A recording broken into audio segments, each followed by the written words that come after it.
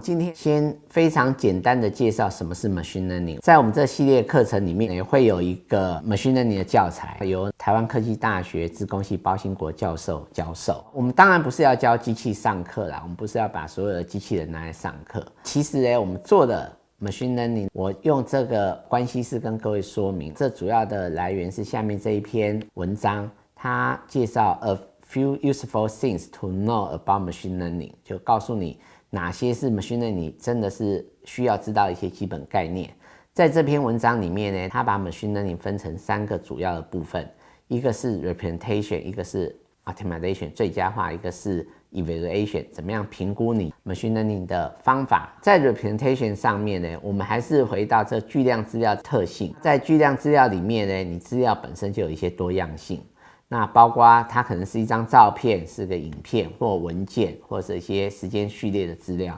尤其在物联网收集到的资料，往往呈现一个时间序列的形态出现。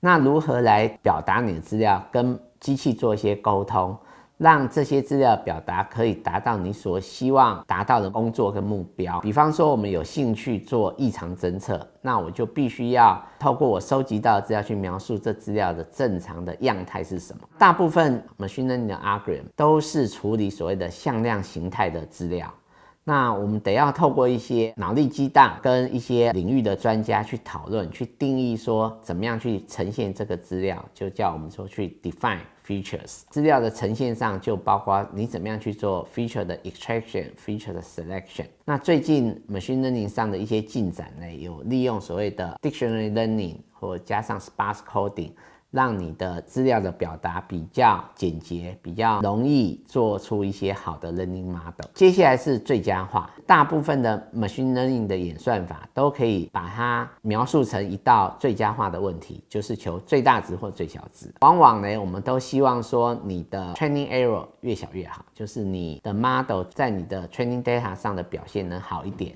那这一般我们叫做 bias。那我们也希望说让模型的复杂度降低，那这我们谈成 variance。 通常一个 machine learning 的演算法的目标函数可以包含这部分。透过控制 model 的复杂度，那我们有时候把它谈作 VC error bar， 可以避免 overfitting 的困扰。在巨量资料的时代里面，我们常常会面临非常大量的资料，而且资料产生速度非常快。透过一些 online learning 的机制，或是 stochastic optimization 的技巧。另外就是要如何评估一个 model 在未来做预测是有效的。通常有一些参数需要决定，然后调到好的参数呢，你的模型就可以比较有好的表现。至于怎么样从这些 model 里面呢去挑出来，我们需要有一些验证的机制。未来的资料去做 prediction， 这种能力叫一般化的能力 generalization ability。 那这个是 machine learning 最关切的一个项目。再来，我们往往会有兴趣这种所谓的 rare event 稀有的事件。比方说你想要预测地震，